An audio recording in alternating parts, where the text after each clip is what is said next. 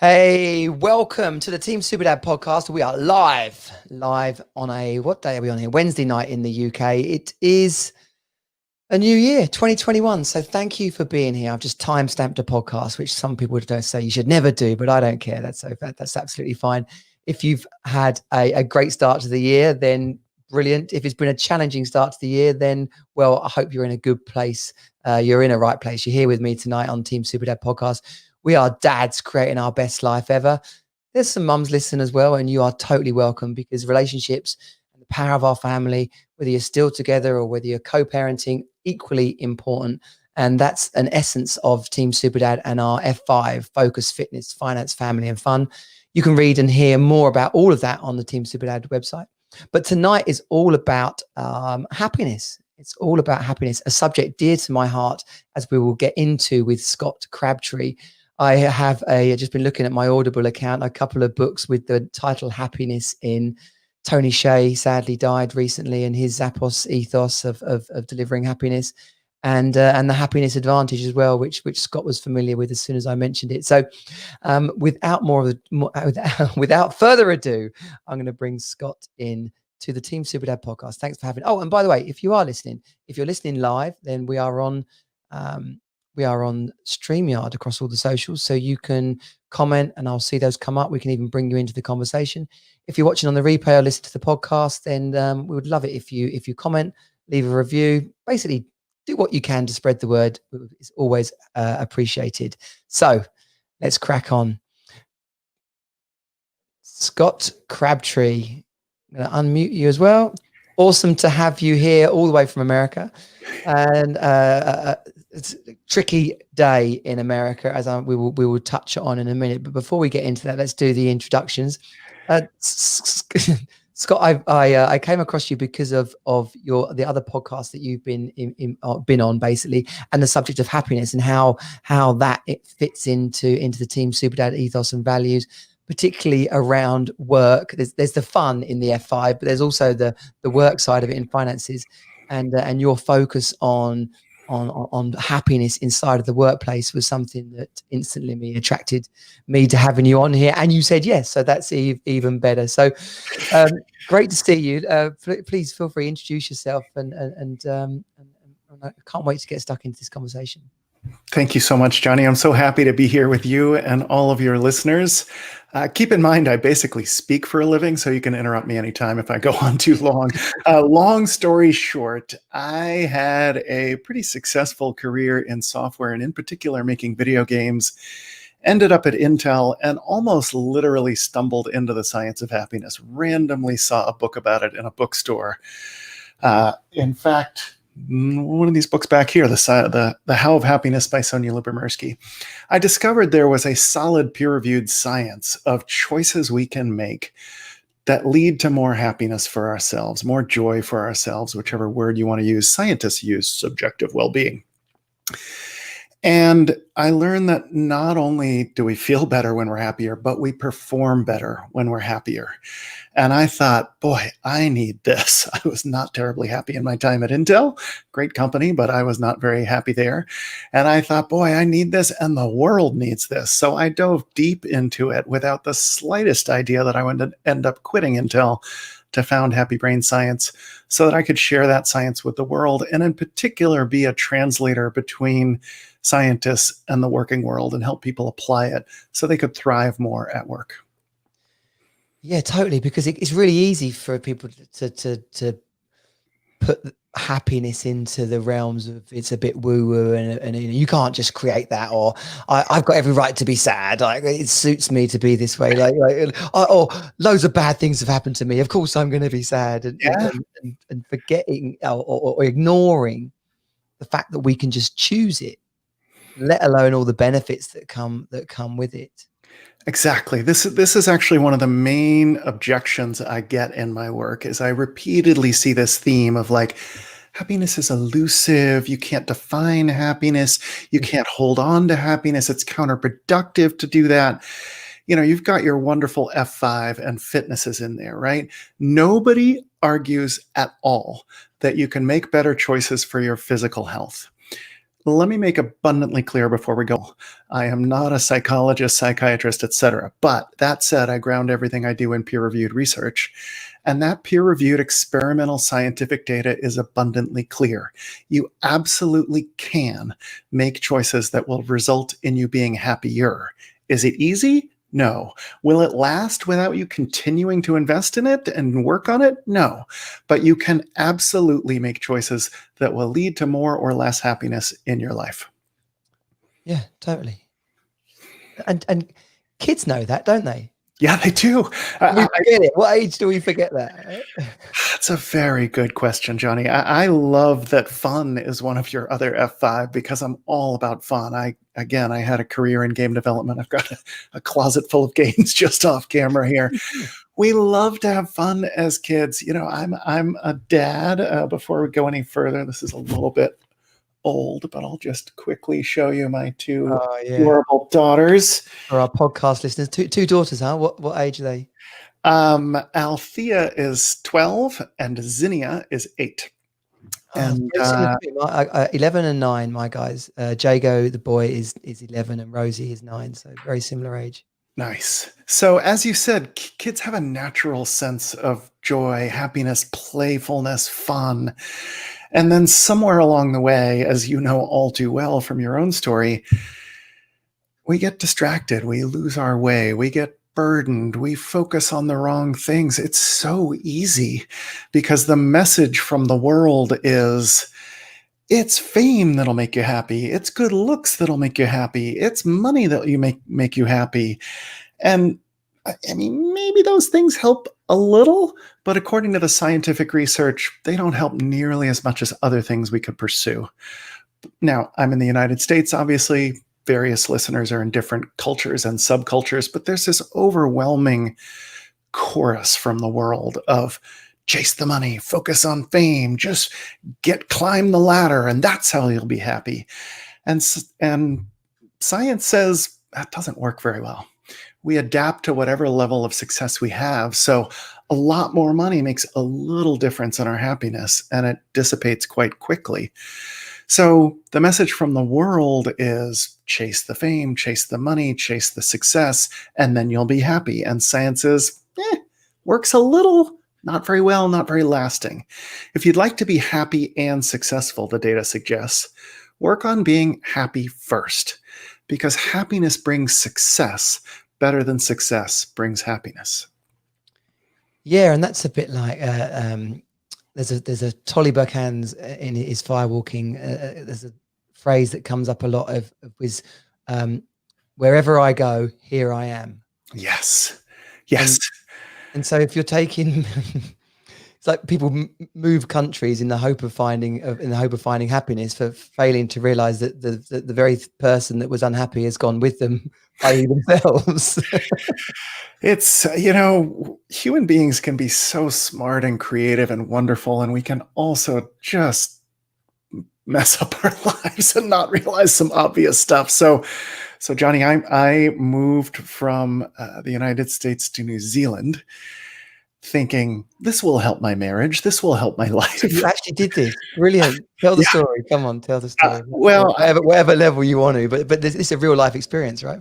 Yeah. I thought, well, my marriage isn't so great, but maybe a fresh start in New Zealand will help. There's not a lot of game development going on in Portland, Oregon, USA, where I live. There's a game company in Wellington, New Zealand. Maybe I can sort of keep rebooting my game career over there. And as you said, wherever you go, there you are. So my wife and I went over there and discovered, shocker, we still didn't have a great marriage. I still wasn't terribly happy. That's one of the things that the science can help us get more clear on. This is a blanket statement, and there's way, way more subtlety than it's about to come across in a short soundbite. But the science says that on the whole, for most of us, most of the time, all of our life circumstances, where we live, what car we're driving, whether we have a house or apartment, et cetera, et cetera, et cetera, all those life circumstances end up having a pretty small impact on our happiness because, again, we adapt to whatever those circumstances are. So I get a new Nissan Leaf, and I'm like, wow, I'm driving an electric car. I never thought this would happen. That's so awesome. And in under a month, I'm flipping somebody off on the highway saying, you cut me off, you jerk, and I'm just miserable driving along Another the car car. a month later. Yeah. We adapt. So it's not where we are. It's not what car we're driving that really makes a lasting difference in our happiness. And I know, obviously, from our previous conversations and preparing for this, your work focuses on the happiness around work, and creating that happiness in work. Tony Hsieh sadly died recently. His book had a real impact on me. One of the first books I read on business culture. Yeah. If anyone's not read that or listened to it, Delivering Happiness, Tony Hsieh. He's the founder of Zappos. Yeah. Great book. We spend so much time in work. So I forget exactly what the adage is, but it's about like, work-life balance and, but is it about, can you be happy in work but not happy at home, or can you be happy at home but not happy in work? Which impacts people's happiness most, their home or their work? Great question, Johnny. You just said a minute ago, wherever you go, there you are. Yeah. So, we're walking around with our brains wherever we go, work, home, etc. And largely we're going to feel similarly. It's very difficult to be overjoyed at work and miserable at home, or vice versa. Right. But Yeah. certainly it's happened to some of us, right? Part of why I focused on work was it was work that was making me unhappy, or part of it that was making me unhappy. But the other reason I chose to focus on work is exactly what you said. We spend so much time at work. I mean, like it or not, if we're working a normal full-time work schedule, we spend more time at work than any other segment of our life, if you ignore sleeping, of course. We spend more time with our colleagues than our families. And too many of us think, well, yeah, I get paid to work, so I go to work. It's miserable. I hate it, but that's what I have to do. I'm grinding it out so that I can make money. And then when I'm done work, then I get to be happy. Oh, life's too short to be miserable for the thing you're doing with more hours than you're doing anything else.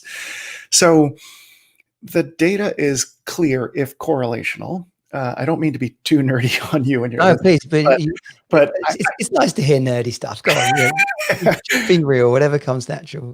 Careful encouraging me here, because I'm quite a nerd, quite a geek. But I try to ground everything I do in scientific data, because I trust the scientific process more than I trust any single person's opinion, including my own. So I try to be clear about how high quality that data is. And as I'm sure most of your listeners immediately understand, there's a difference between clearly causal evidence and correlational evidence. Two things happen to go together. Is there causality there or not? Let's be clear about that. So this is correlational data. But the correlational data is that a dad or a mom, but a dad who is more engaged at work, has kids who behave better in school. So the connections between what we're doing and how we feel at work, and the way we show up for our families, and the kind of dads we are, and therefore the kind of kids we have and bring up into the world, it's very, very strong. Again, I'm not claiming a lot of causality here, but it's clear that what we're doing at work affects what we're doing at home. The quality of our life at home affects what we're doing at work. Yeah. And is that because we're coming home it sounds simple, right? But you're coming home less stressed, you're coming home less anxious, you're coming home happier, you got a smile on your face, and you're embracing your family, rather than coming home like a bear who actually the kids kind of almost run away from a little bit, but then they want to hug him because they're excited to see him, but they know when he comes home he's not much fun for an hour, or something like that. That can create anxiety in kids, which I guess they then take into school. Absolutely. And part of why I love this, part of why I fell in love with the science of happiness so much, is so much of it is win-win. Basically, there's a virtuous circle. The kinder we are, the happier we are. The happier we are, the kinder we are. The more generous we are, the happier we are. The happier we are, the better citizens we are, the better dads we are. Fundamentally, Johnny, the science says, and this is a bit oversimplified for brevity. We can dive in deep wherever you like, but a bit oversimplified. Science basically tells us when we're stressed, when we're afraid, we go toward fight or flight. Fight or flight is not a switch, it's a continuum, right? You can be a bit guarded or full on panicked. But to whatever degree you are toward fight or flight, your brain is figuratively shrinking. These wonderfully human, uniquely human layers of neocortex, loosely speaking, just under our skull, largely go to the back burner. And the limbic system and the brainstem, which together look like the brains of most other mammals, your cat or your dog, for example, those go to the front burner. They get all the oxygen, glucose, etc. And when you're in fight or flight, you see 3 and only 3 solutions to problems. Fight, which could be yelling at your kids, by the way. Run, which could be, I'm going golfing all weekend instead of being with you. And although you hear about it less, your number one default response to stress is just freeze. Because if you shut up and stay still, the mountain lion might not see and you might get away, which is a great way of surviving an encounter with a mountain lion and not such a great way to be a great dad. So if you find joy, happiness, we can get into definitions later if you want to, but whatever word people want, we're talking about lasting, meaningful sense of well-being and positive emotions. To whatever extent you come home happy, you come home with a fully human working brain that's ready to be a great dad.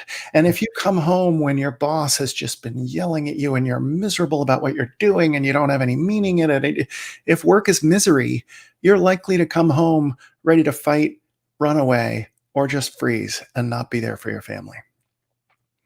Yeah, which alarmingly, we just mentioned about the impact on kids, but so this what I'm about to say now is it seems to be lost in so much commentary about relationships and separation and stuff. But women are attracted to masculinity. They want us to be not dominating and controlling in that way, but they want us to be strong and show up as leaders in our family, co-leaders at the very least. When we show up withdrawn and detached,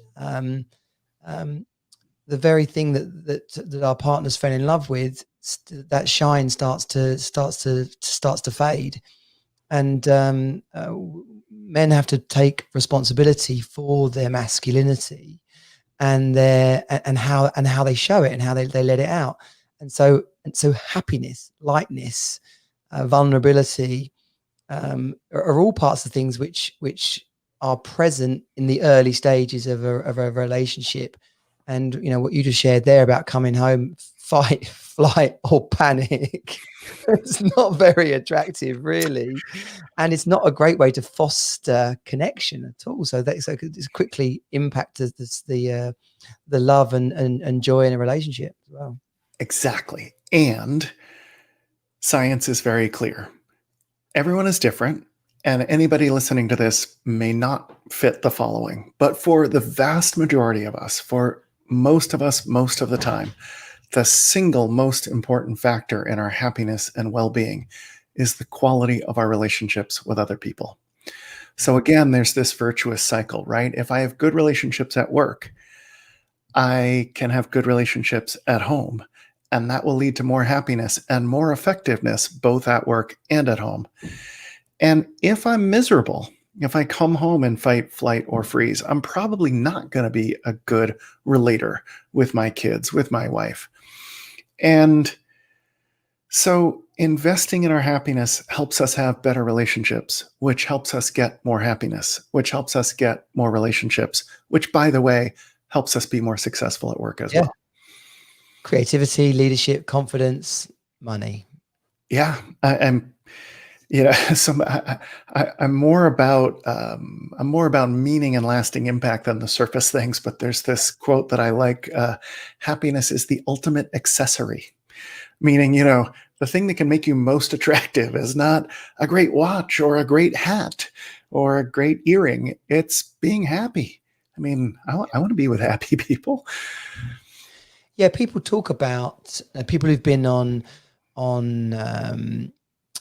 relief projects, or they visit third world countries for the first time, and quite often I hear, I've not done it myself, but I hear how they're what's startling at first, what is immediately noticeable is how happy children seem to be, or happy with virtually nothing. They're playing with a flipping old tire, and they're laughing and joking, and the people are welcoming, and they'll have you into your home even though they got nothing to offer you, and it just seems an ease about it, which clearly highlights that as humans, it's not about what we've got, it's about who we're being. Yes. It's not about what we've got. It's about who we're being. It's about how we're relating. It's about wanting what we have, right? So, look, finance is one of your F5, and I'm all for strong finances, right? Nobody wants or needs to go through life stressed about being in massive debt, for example. That's very bad for happiness. I'm not anti-money at all. I have a for-profit company. Happy Brain Science makes money, charges a lot of money for workshops and stuff. I'm not anti-money in any way, shape, or form. But the data is clear. If your basic needs are not met, if you cannot afford healthcare and shelter and food on a regular basis, more money will make a massive difference in your happiness. Once your basic needs are met, once you have a place to live, some food on the table, you can go to see the doctor. A lot more money makes a tiny difference in your happiness.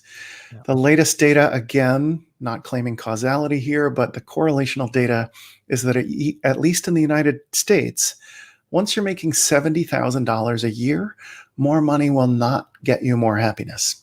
Now, it might lead to higher life satisfaction.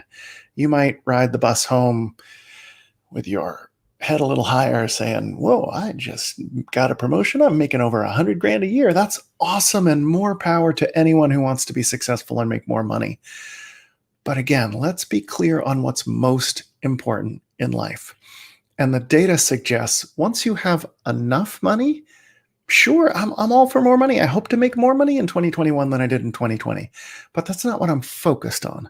What I'm focused on is connecting with people, helping people, getting into that focused zone that scientists call flow, having a positive attitude, as challenging as that's been throughout 2020 and unfortunately in my country today as well.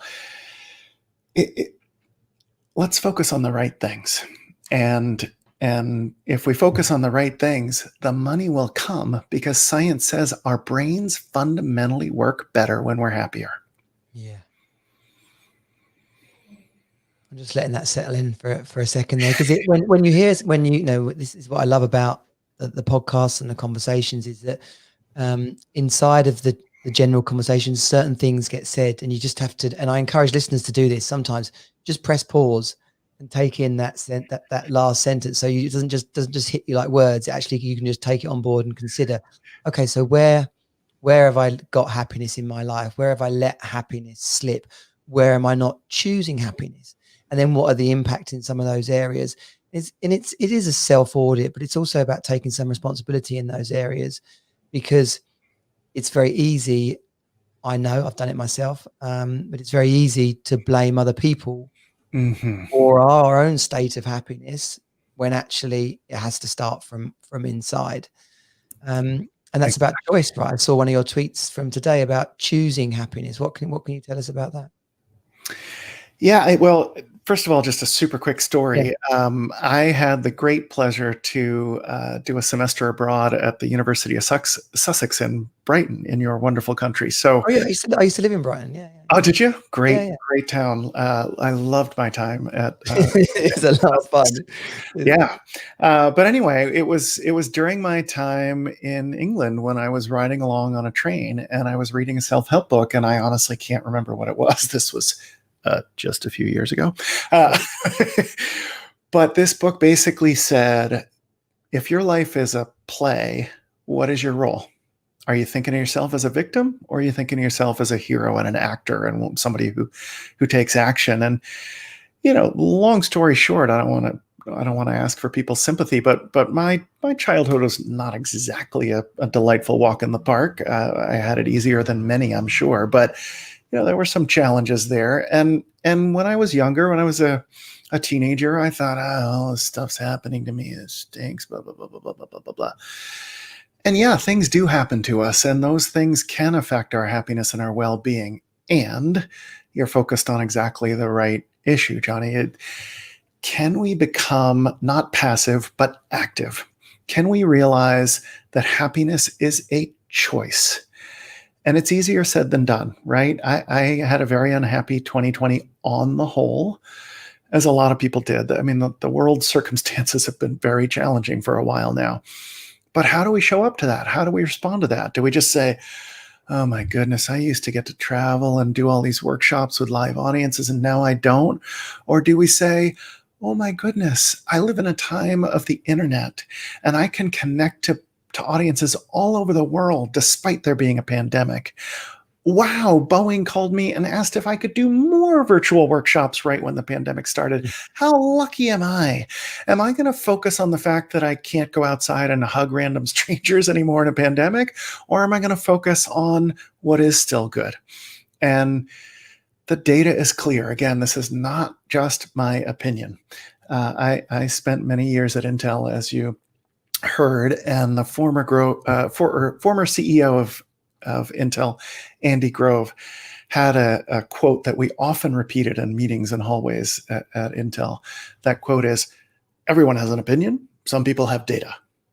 So again, I try to trust the scientific data, and the data suggests if you choose different things, you will be happier.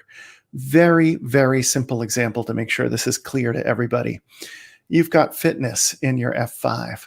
Yay, hooray, because the data is abundantly clear. If you're getting regular exercise, you will be happier.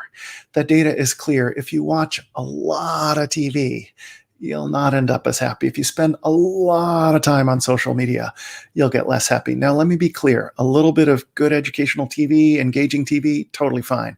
Social media, wonderful. That's how we're going to reach some people, right?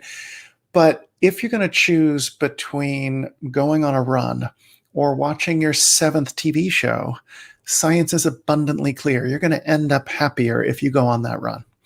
So there are choices we can make. There are lots of them, but we're not passive actors in our own happiness and well-being. We're the person in charge of our own lives. So let's make them better. That's what Team Super Dad is all about. We can turn things around for ourselves by taking action. Yeah, totally. I was on a landmark education course once, and this woman was sharing about her partner had died, and it was hell, and to really, really, she was stuck in her sadness, and the course leader said to her, "So how long are you going to be like this for?" Like, almost like a Tony Robbins kind of moment. So how long are you going to be like this for? That's exactly what you said that. Yep. So she's like, until I'm not sad. And he's like, well, no, how long? Like a week, 10 days? She goes, I don't mind how long you're going to say, but let's just all be clear now. There's 150 people in here. Let's just choose how long you're going to be like this, because then you'll know, like you won't be wondering how long you're going to be stuck like this. You could just choose how long you're going to be stuck like this. And I'll share a little story. On the train ride home that night on the tube, right, in London Underground, I was a bit confused about what was going on, and I was trying to work through a lot of stuff that had come up during the day, and I could see my reflection in the window, and I was looking pretty fed up. As we came out of the underground bit into the open air on the edge of London, my cell phone rang, and it was my family calling from Chicago, and they'd just been to the cinema, to the movies that we normally go to, and they were like, "Oh, Johnny, it's us. We know you're always with us, and we were thinking of you, and so we decided to call." And as I'm having this conversation, I see my same reflection, obviously, in the window. And just 2 minutes later, I've gone from being confused, miserable, like, oh, so much crap's happened to me, to laughing and joking and feeling utterly loved. Because of what I'd heard that day, I was like, oh, wow, I could choose this whenever I want. And that moment with that lady sharing about her loss and her sorrow, and the coach saying, well, how long are you going to be like this for? All just like keys in a door, it all just fitted together. And I can't say that I can pick that up every day and just make it happen, but in times of feeling a little bit low, I can go back to that and say, okay, well, what is going wrong here? I haven't been running, I haven't been doing my meditating, I haven't been doing my journaling, I haven't spoken to any of my sisters, I sent my sister a message today, just telling her I love her, basically. Yeah. And that's about that generosity that you were talking about, passing it on as well. So And particularly in this time when we're all stuck indoors, literally knock on. If you're having a cup of coffee, I'll stop prattling on in a second. But I do this with my neighbours. If I'm having a cup of coffee, I think, well, I'm going to sit there and drink this anyway. So I go and knock on one of my neighbours' doors and say, I'm having a cup of coffee. Like, should we have one together? And they probably laugh about me when I'm not there. But I do that regularly with my neighbours, and sometimes it's on the doorstep now, and sometimes it's indoors. But it's about reaching out and connecting with people. Yes, yes, yes. More than anything else, it's about reaching out and connecting to other people. And there's lots of factors, lots of choices we can make to be happier. But you've hit the nail on the head, Johnny. First and foremost, it's about connecting with other people. Daniel Gilbert, Harvard professor, said, if you had to summarize all the science of happiness in one word, which thankfully we don't, I'd be out of a job. But if you did, or getting really well paid for doing that. ladies and gentlemen, Scott Please. Crabtree. Social. Thank you very much. Goodbye. Yeah. So he says, if you had to summarize the science of happiness in one word, it would be social. The late, great positive psychologist, which is basically the science of happiness, Chris Peterson, summarized the science of happiness, positive psychology, as other people matter. If you look at the very sad journals of people who take their own lives, you find the word I, me, and mine a lot.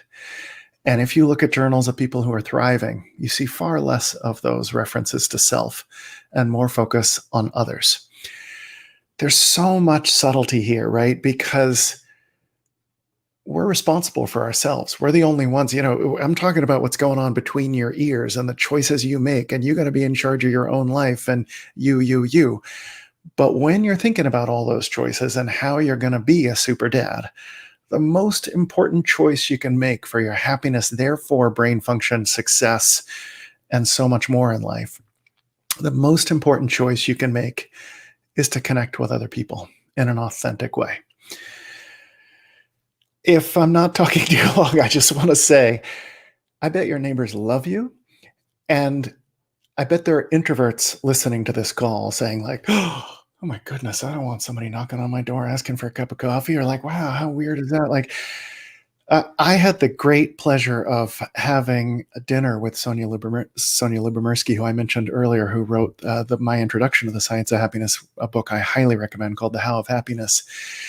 And there were four of us at the table, and a fellow researcher asked Sonia, so what's the most exciting research that hasn't been published yet of yours? And Sonia said, Professor Lyubomirsky said, we're doing a study right now that has found the biggest happiness boost in anything we've studied so far.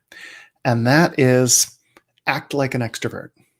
Whether you're an extrovert or an introvert, act a bit more outgoing. Treat an elevator ride as a social experience. Go knock on your neighbor's door and say, hey, you want to have coffee? Now, I know there are introverts listening to this saying like, no, you don't understand, Crabtree. You're an extrovert. I'm an introvert. That's going to make me miserable and exhaust me. According to the peer-reviewed data, introverts want social contact less. It will tire them more. And both introverts and extroverts get a massive boost in well-being from reaching out and connecting to other people. And by the way, that research just completed peer review and got published in 2020. So solid science suggests reach out, connect. And don't overthink it, I guess. Like, as human, I often mention this, right? Dogs just walk up to each other and sniff their ass, right?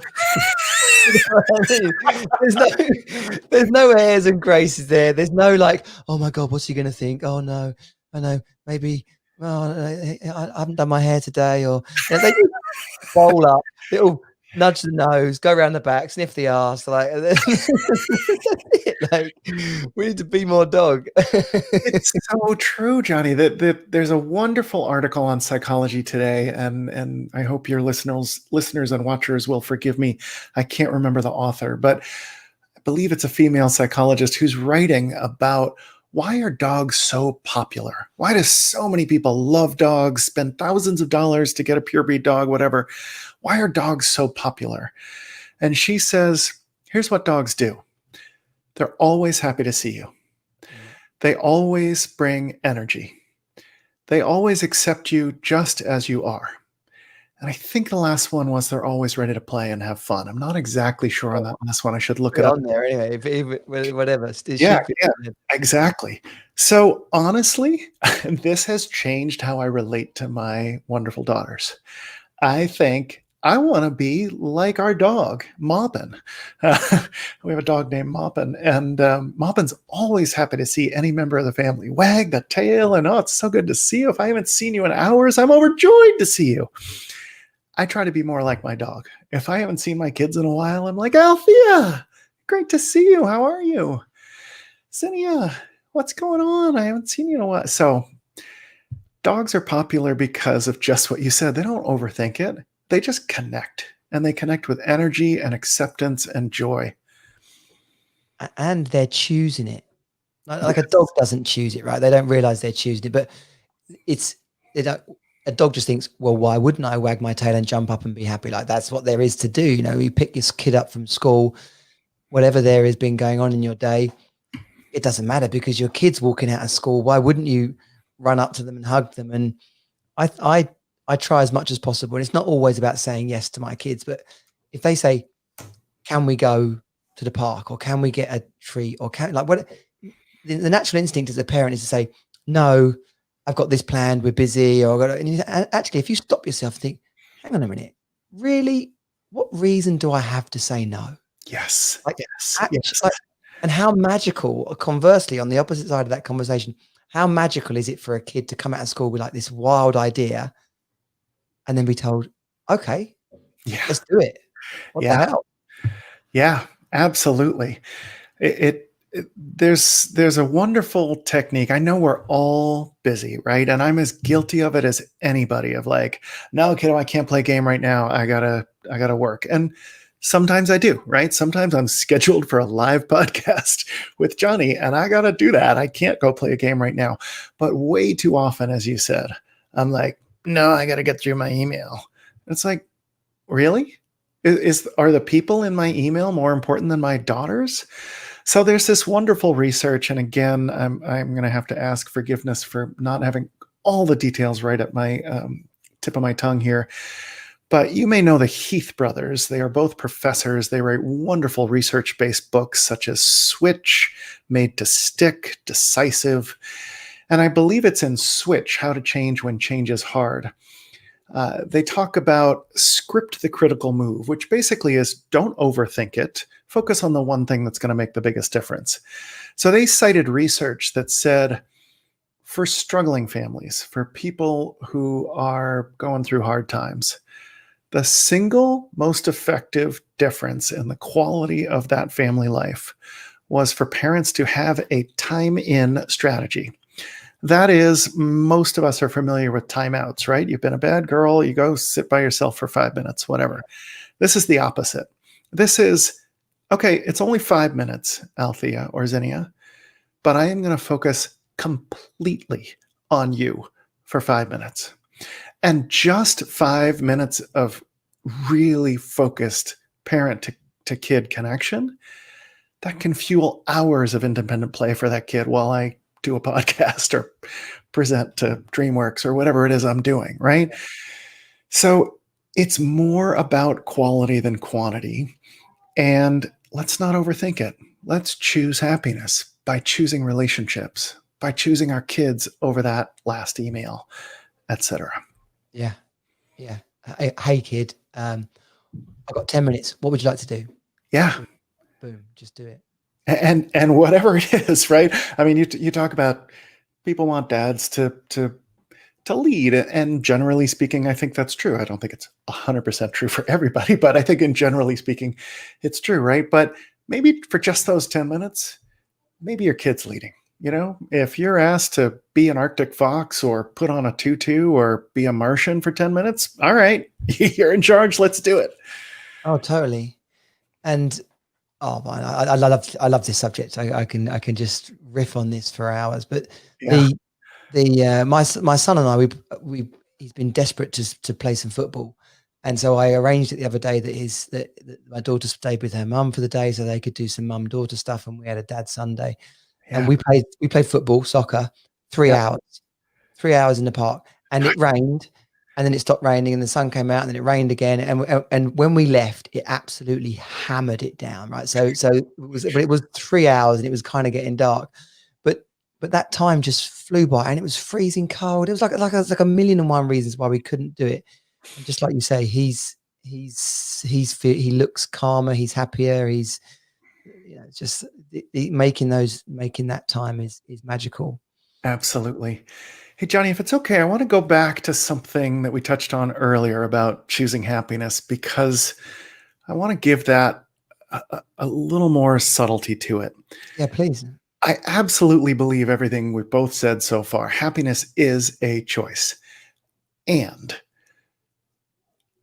trying to prevent yourself from ever having negative emotions is a fool's errand, right? Oh, good It for bringing this up. Thank you. Yeah. it has been a tough year or so for the world. I don't mean to go dark in the middle of this very positive talk, but it's a dark day in my country, the United States of America. A mob has stormed our capital, right? Scientists like to coin words. A word they've coined recently is emodiversity. What emodiversity gets at is those who feel all of life's emotions actually end up thriving the most. So you talked about that workshop where the person said, how long are you going to be sad in your grief? Note that it was not, hey, snap out of it right now. Sure, you lost a loved one, but let's put on a smile and be happy, right? I mean, sadly, you and I have both lost siblings in our lives, if I remember your story correctly. Yeah. And to be candid with you and the audience, I lost my younger sister middle of 2020. That was unbelievably sad for me. And look, I know the science of happiness. I know how to make myself happier. It was not a happy time. 2020 has been a really, really rough year. I'm on the West Coast of the United States. We had unbelievably intense blankets of smoke from firefighters, from forest fires for a week plus, on top of the pandemic, on top of racial injustice, on top of, and the point I'm trying to make is, of course, we're going to feel sad sometimes. Of course, we're going to feel unhappy sometimes. And that's okay. That's normal, natural, healthy, and even helpful. Those negative emotions can help us move forward, right? You realizing you were not happy is part of what made Team Superdad happen, right? My unhappiness, my sister's unhappiness, to be fully candid about it, is part of why I latched on so much to the science of happiness. And I hope I'm making a positive difference in the world today. Our shame can alert us that we violated our own moral code. Anger can get us to fix injustice of the world. So look, there is nothing wrong with unpleasant emotions. The question is, those are going to come. There's no doubt. It's unavoidable. Bad things happen. Mobs storm the capital. Siblings die. Parents die. Sad things happen. We're going to feel unpleasant emotions. That's okay. That's natural. The question is, given everything that's going to happen, given that you're going to have some hard times, what are you going to do when you do have a choice? When you have a choice between connecting with a colleague or burying your head in a spreadsheet and not connecting with anyone at work. When you have a choice between eating fruits and vegetables, which, believe it or not, has a causal effect on happiness, or eating that chocolate cake, which makes you feel good for 2 minutes, but then maybe doesn't help you be happier, what are you going to do? What are you going to choose? You mentioned mindfulness earlier, and I try to ground all my work in science, as I've said, but I also really appreciate meditation and mindfulness. And by the way, science says it's a wonderful tool for happiness and creativity and more. You may know there's a Buddhist monk named Thich Nhat Hanh. Thich Nhat Hanh says, to suffer is not enough. How can I smile when there are starving children in the world? Because there are also beautiful children who are happy with smiles on their faces and a beautiful blue sky. So I just wanted to make sure people understand, look, if you think I'm in the business of like be happy all the time, no matter what's going on. That is not it. Trying to constantly be blissed out is a fool's errand. But given that we're going to have hard times, given that there are bad things in the world and suffering and unpleasant emotions, let's choose as much joy as we can. Let's choose as much helping each other out, connecting, being generous, and all those things. Focus, to go back to your F5. Focus and flow, especially in tough times, help us be happier. So we are going to suffer. It's unavoidable. It's how do we cope? It's how do we choose, given that life can be hard sometimes. Yeah, such an important message. And to realize that these experiences happen to us, not necessarily to crush us, but to teach us something for an experience. If you're biblical, it's God never sends us challenges we aren't capable of handling. But even as a being, as a creature on this earth, our hard times shape us and create us.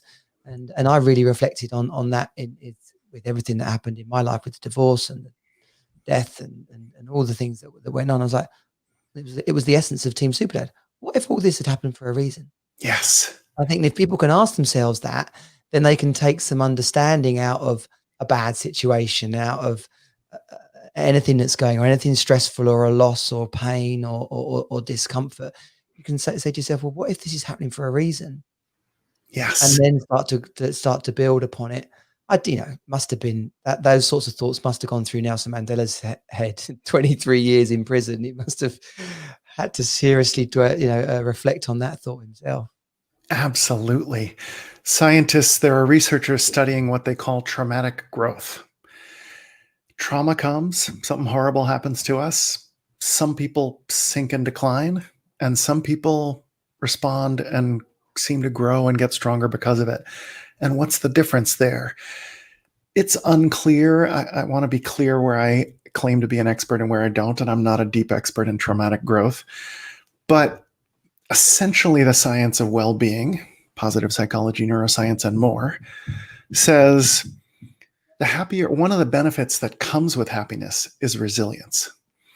If you have strong relationships, if you focus and get into flow, if you have a positive attitude, if you cope and have good healthy coping skills, such as exercise, for example, when those hard times come, you're going to be more resilient. You're going to bounce back more quickly and more completely than someone who's not prepared. They're not strong enough because they don't have all the resources, because they haven't helped their brain be the best brain it can be by choosing happiness. Yeah. Yeah. And you know what's important to mention here is that this isn't something that people have to study for weeks, months, years to take on board, to develop. This is something that every person can just start to adopt. I saw your shared a link to Insight Timer, the meditation app. I'm going to find you on there and friend you. Excellent. Because I love that app. That's a free app. It is a free app, and it's a wonderful app. And I have a bit of passion about mindfulness because it's undoubtedly changed my life. I want to be clear with people again, very briefly. The science of mindfulness is relatively new. We're talking about a couple of decades of science as opposed to hundreds of years of science. Some studies are higher quality than others, better sample size, better methodologies, etc. Those qualifiers aside, there's a growing mountain of evidence that those who choose to practice mindfulness, let me give a quick definition before I continue for those who are like, what are these guys talking about? Yeah, please. Mindfulness does not have to be spiritual. It certainly can be, but it doesn't have to be. Mindfulness, a lot of people define it as, John Kabat-Zinn, for example, his definition goes something like, mindfulness is paying attention with as little judgment as possible to the present moment. Period. So mindfulness is just, let's focus completely on this moment right here. And when we find ourselves riding a train of thought or judging ourselves or anything like that, let's just come back to what's happening right here, right now. So for those who are not familiar with mindfulness, that's mindfulness. And another quick definition. Same way that you can get physical activity without working out, but if you're working out, you're definitely getting physical activity. Similar with mindfulness and meditation. It's possible to be mindful without meditating. If you're meditating, you're basically doing a mindfulness workout. Yeah. Back to where I was. The science says that those who choose to meditate, those who choose to practice mindfulness, this is not a quick fix, but those who choose to meditate enjoy better self-awareness, better self-control, higher quality of relationships, more creativity, better physical health, multiple indicators of that, inflammation, blood pressure, etc., better mental health, less anxiety, depression, etc., and ultimately more happiness. And I swear that's a partial list of the benefits you get from mindfulness. So it's a stressful world. It's a distracting world. To be completely transparent with everyone, I run anxious. I mean, I worry. I'm like an Olympic level warrior. So what mindfulness can do for people, and especially people who run kind of high strung like me, it's like, let's just be here now. And let's deal with this moment and not the past, which is often sad for us if we're thinking about the past, if we're living in the past. Not the future, which is often anxiety producing. What's going to happen? I don't know. Let's deal with this moment right here, right now. Part of the connection I want to make here is mindfulness, among other choices you make in your life, can rewire your brain. So for those who are not familiar with neuroplasticity, neuroplasticity used to be a hotly debated topic in science. There is now sweeping consensus. The human brain can rewire itself throughout our lifetimes. And just to pause and let that sink in, because I think it's nothing short of miraculous. Your brain can think thoughts that rewire your brain.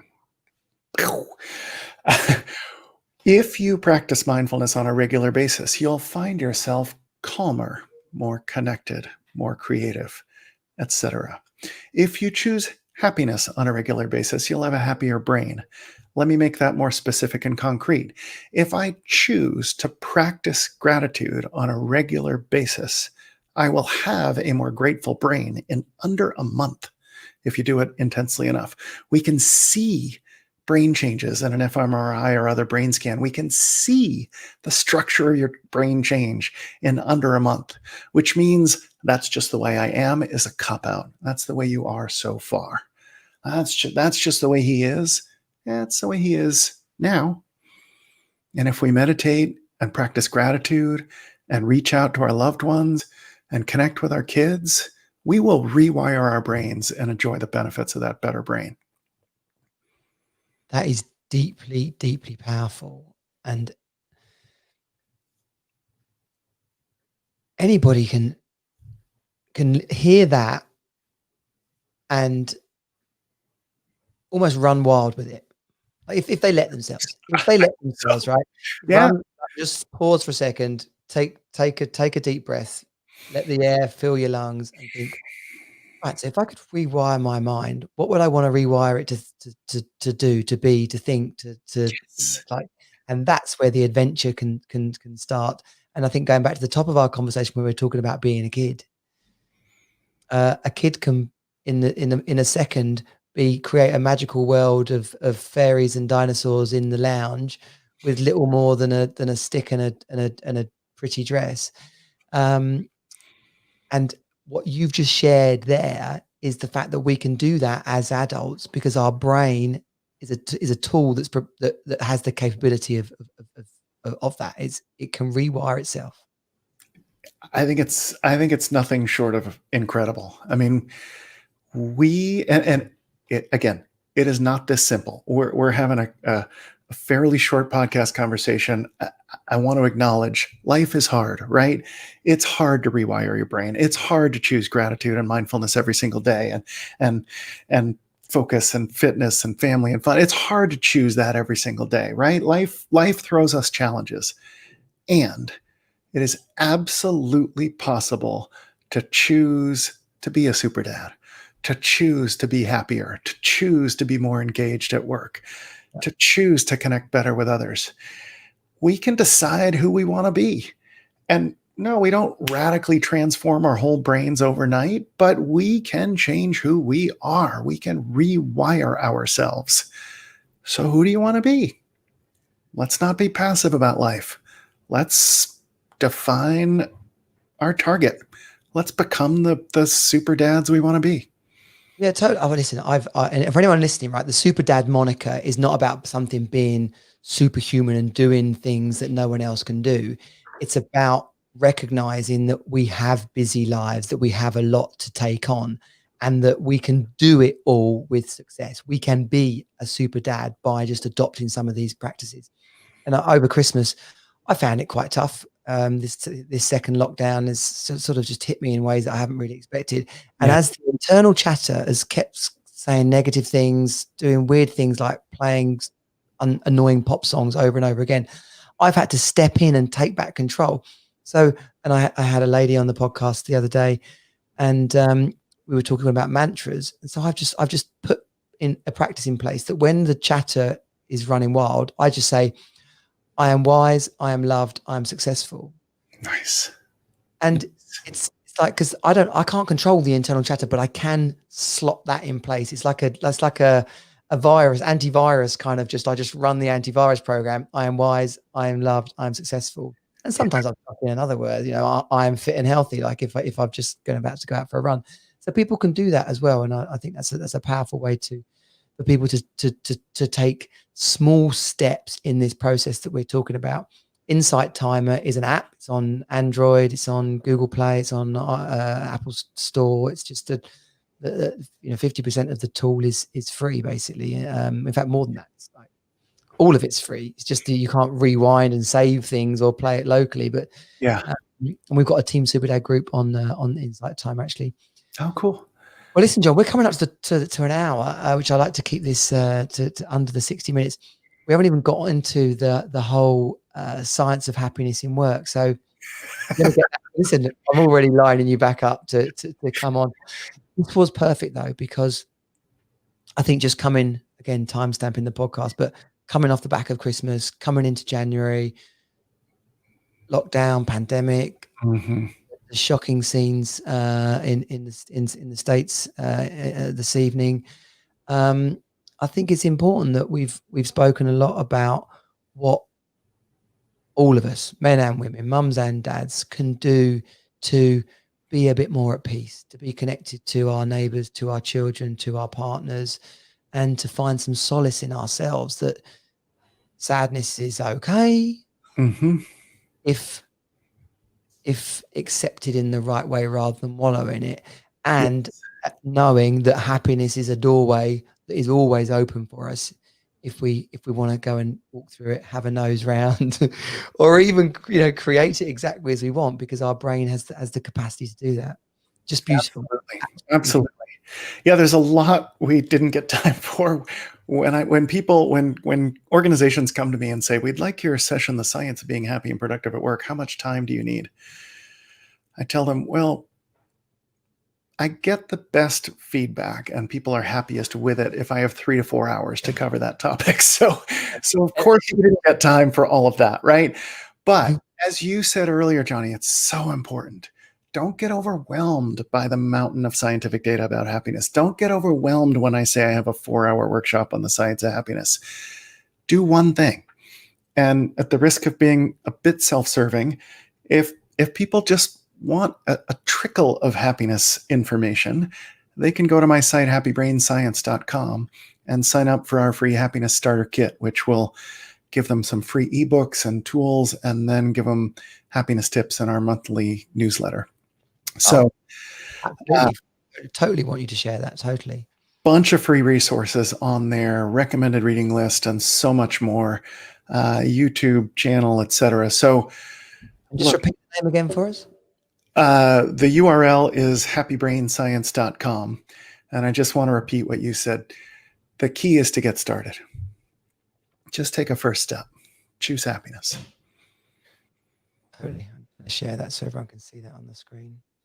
Thank you. There we go. Bring that up. Brilliant. So they can come and connect with Happy Brain Science. Obviously, you're on LinkedIn. Yes. Scott. LinkedIn, Facebook, Twitter. I would love to take questions there, connect with folks, and help however I can. Yeah. And listen, we'll chat after I say goodbye to everybody, but we talk about possibly doing a workshop inside of Team Superdad for the members, and come back on, and we'll do a part 2 and talk more specifically about creating happiness in work, because that is the real focus of Happy Brain Science, and the gamification of it. Blimey, we didn't even get into that. You create games for organizations for their teams to work happier, which is a beautiful thing. Yes. I'd love to come back, Johnny. This has been delightful. Thank you for having me. Thank you, everyone, for listening. And thank you for helping me spread the science of happiness. That's brilliant. Scott, thanks so much. If you've enjoyed this podcast, then please share it. Leaving a review is great, but in the essence of our conversation today, please share it. Share the love, and I'll see you on the next Team Super Dad podcast. Scott, it's a real pleasure to meet you and hang out tonight. Thanks a lot. Thank you so much.